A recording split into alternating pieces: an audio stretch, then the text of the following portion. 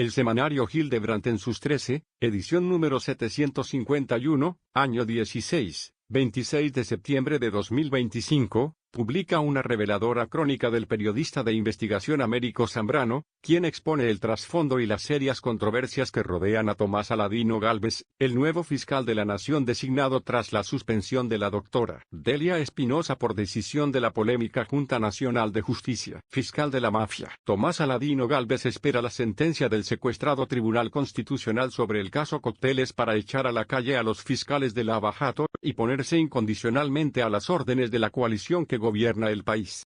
El peor fujimorismo está de vuelta. Esta vez, revuelto en acuñismo por Américo Zambrano. El fiscal de la Nación interino, Tomás Aladino Gálvez Villegas, asegura en público que no moverá a los fiscales Rafael Vela Barba y José Domingo Pérez del equipo especial Lava Jato.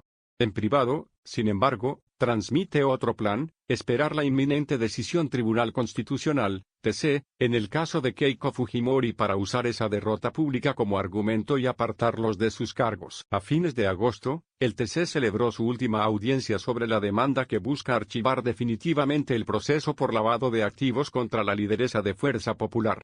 Los magistrados quedaron listos para votar si los aportes de campaña constituyen delitos y deben ser excluidos del tipo penal. Según fuentes de la Fiscalía de la Nación consultadas por este semanario, Gálvez ha manifestado a su círculo más cercano que un fallo adverso a Pérez le dará la coartada perfecta para desmantelar al equipo que procesó a 3 expresidentes, y mantiene en el banquillo de los acusados a buena parte de la clase política. El propio Gálvez no ha ocultado su animadversión hacia los fiscales que acusaron a la jefa de la bancada más poderosa del Congreso. Hace 3 semanas declaró en Radio Exitosa que, si llegaba a ocupar el cargo más alto del Ministerio Público, lo primero que haría sería sacar a Vela y Pérez. Ponte que yo fuera fiscal, ni un minuto están esos señores ahí, adelantó Gálvez. Yo los saco en el acto, aseguró. El flamante fiscal de la Nación los acusa de haber cometido delitos que han encubierto a Odebrecht, y de ser los mejores abogados de la constructora brasileña de las coimas. La amenaza quedó registrada como una promesa de venganza contra los 2 fiscales que lideran una de las investigaciones de corrupción más emblemáticas del país. Ahora, en su versión interina, Gálvez ha ensayado un discurso distinto. Poco después de asumir la conducción del Ministerio Público, admitió que remover a Pérez en pleno inicio del juicio oral contra la exalcaldesa Susana Villarán sería impertinente y sobre todo irrazonable. Aseguró que ambos continuarían en sus puestos. Tengo algunos criterios radicales, pero debo modificarlos para buscar consensos, declaró en RPP. Muy pocos le creyeron. La aparente moderación, sin embargo, no ha convencido a quienes siguen de cerca las disputas en la Fiscalía. Las mismas fuentes aseguran que la espera no es un cambio de convicción sino una maniobra táctica, dejar que el TC cuestione la acusación de Pérez contra Keiko Fujimori para entonces justificar su salida, y con ella, la de su jefe, Rafael Vela. Al fin y al cabo, ese es también el objetivo de Fuerza Popular, y de las bancadas que controlan el Congreso. La permanencia de Gálvez y su tranquilidad como fiscal de la Nación interino depende de ellos. La trama tiene los visos de un plan coordinado. Durante una de las últimas audiencias en el TC quedó en evidencia el talante de algunos de sus miembros. El magistrado Gustavo Gutiérrez Tixe, por ejemplo, se dirigió al fiscal Pérez con la vehemencia de un abogado defensor del fujimorismo. En todas partes del mundo los partidos políticos reciben donaciones y, en el Perú, todos los partidos recibían dinero de manera pitufeada, afirmó, y agregó que recién en 2019 se tipificó el financiamiento ilegal de partidos, por lo que a su juicio no cabría aplicar retroactivamente esa figura a Fujimori. El contraste fue frontal, mientras Pérez insistía en que Odebrecht canalizó $1.2 millones de manera clandestina hacia Fuerza Popular burlando los controles antilavado. Gutiérrez replicaba que la candidata ya no era congresista, y que no existía evidencia de una contraprestación. ¿Por qué no denuncia a todo el Congreso que votó a favor de la interoceánica? Le increpó a Pérez. Parecía el abogado personal de Madanca. Para el fiscal Pérez esa línea de razonamiento es la antesala de un derrumbe mayor. Si se cae el caso Cócteles, también se desplomarán otros procesos de financiamiento político con dinero de Odebrecht, desde los $3 millones que recibieron Ollanta Humala y Nadine Heredia ya condenados por lavado de activos hasta los aportes ilegales a Susana Villarán, al partido aprista o a Solidaridad Nacional, hoy Renovación Popular. Un dominó judicial que amenaza con arrasar la columna vertebral del lavajato peruano. Ese es el escenario ideal para Tomás Aladino Gálvez, advirtieron dos fuentes de la Fiscalía Suprema. Sería la llave para responsabilizar a Pérez y Vela del descalabro y justificar sus salidas del equipo. Con solo un movimiento, cumpliría la vendetta anunciada en Exitosa y, al mismo tiempo, respondería a la expectativa del fujimorismo y de sus socios en el Parlamento que buscan desde hace años destruir al equipo lavajato. La decisión del TC, prevista para los próximos días, no solo marcará el futuro judicial de Fujimori, a pocas semanas del cierre de fórmulas y listas para las elecciones de 2026.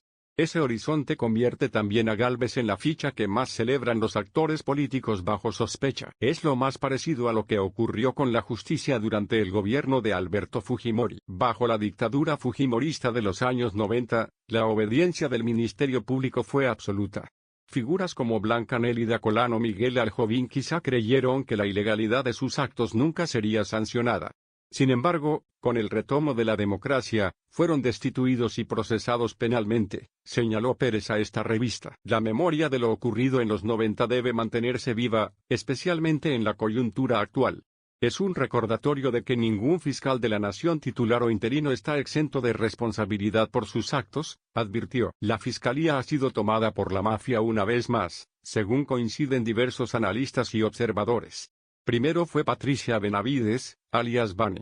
Ahora es Tomás Aladino Gálvez, el fiscal que emergió de las sombras de los cuellos blancos, y que regresa con el poder de decidir el rumbo de las investigaciones más incómodas del país. Gálvez no solo responderá a un partido sino a varios. Entre sus vínculos se cuentan operadores de las bancadas que hoy sostienen el pacto con el gobierno y que, al mismo tiempo, han promovido la captura de las principales instituciones, desde el Tribunal Constitucional hasta la Junta Nacional de Justicia, JNJ. El primer vínculo incómodo de Tomás Gálvez es con el abogado José Luis Castillo Alba, investigado por organización criminal, cohecho y tráfico de influencias como parte del caso Cuellos Blancos. Castillo Alba, defensor del exsecretario fujimorista Joaquín Ramírez, y pieza clave en la red de favores de César Inostroza, fue visto reunido en privado con Gálvez el pasado 15 de agosto en el restaurante El Damero, en el centro de Lima.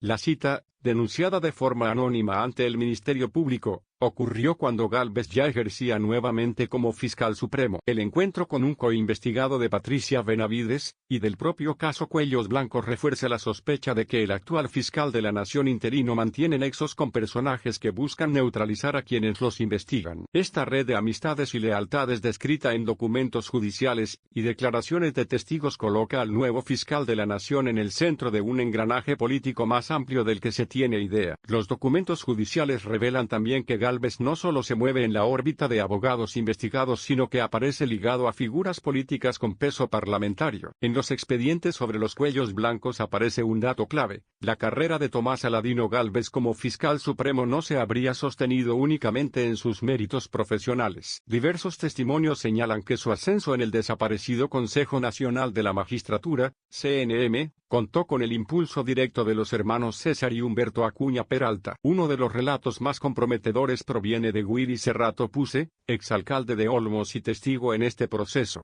Cerrato declaró a la fiscalía que conoció a Gálvez gracias a Humberto Acuña, y que incluso estuvo presente cuando el hoy fiscal de la nación agradeció personalmente a Humberto por haber intercedido en su nombramiento como fiscal supremo. En su declaración del 31 de julio de 2019 ratificó que acompañó a Acuña a visitar a Gálvez en su despacho de la fiscalía. Según Cerrato, no se trató de un saludo de cortesía sino de la confirmación de que su elección había sido gestionada por influencias políticas. Esta versión se enlaza con la de Iván Noguera Ramos, exconsejero del CNM también procesado en el caso.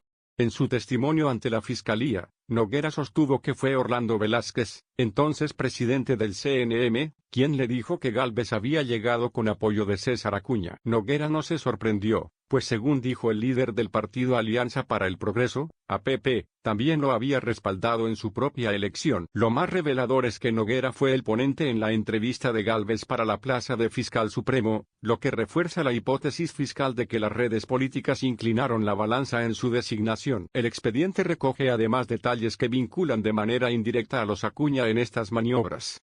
Cerrato, antiguo correligionario de APP, confesó que recibió depósitos de dinero de parte de Francisco Ruiz Rojas, conocido como Panchito, hombre de confianza del hoy gobernador regional de La Libertad, César Acuña. Ese dinero, según el testimonio, sirvió en parte para respaldar la campaña de Noguera en el CNM, la misma estructura que luego evaluó y posibilitó la selección de Gálvez. Es decir, las operaciones financieras de Acuña terminaron insertándose en el engranaje que allanó el camino al cargo más codiciado del Ministerio Público. Ambos hermanos, por supuesto, han negado las acusaciones. Humberto Acuña reconoció que visitó a Gálvez en su oficina, pero alegó que no recuerda si ingresó o no con Cerrato, y rechazó haber pedido favores. El mandamás de Alianza para el Progreso, por su parte, se ha defendido diciendo que jamás intervino en ese concurso, y que los dichos de Cerrato y Noguera carecen de sustento porque provienen de aspirantes a colaboradores eficaces. Sin embargo, la coincidencia de las declaraciones y los cruces de versiones entre testigos colocan a los Acuña en un papel de padrinos políticos del hoy fiscal de la Nación, según las investigaciones de la propia Fiscalía. El trasfondo es claro: sin el voto del CNM, Gálvez no habría llegado a la Fiscalía Suprema. Y sin ese cargo jamás podría haber asumido la conducción interina del Ministerio Público. Su poder actual, por lo tanto, está ligado en parte a favores de un partido con intereses abiertos en la administración de justicia. Un partido que, según los mismos documentos judiciales, invirtió recursos y movilizó su red política para instalar a un fiscal que hoy tiene en sus manos el control de la institución persecutora del delito. Ese es el verdadero peso que arrastra Tomás Aladino Gálvez. No solo la animadversión contra los fiscales de Lava Jato, ni las reuniones con abogados procesados por el caso Cuellos Blancos. También las deudas políticas con los Acuña y con los consejeros que manipularon nombramientos. Su llegada a la cúspide de la Fiscalía no es la de un simple magistrado deslenguado, sino, como coinciden diversas fuentes consultadas para esta nota, la de un fiscal cuyo ascenso se explica en el lenguaje de la mafia: favores, padrinazgos, silencios y venganzas.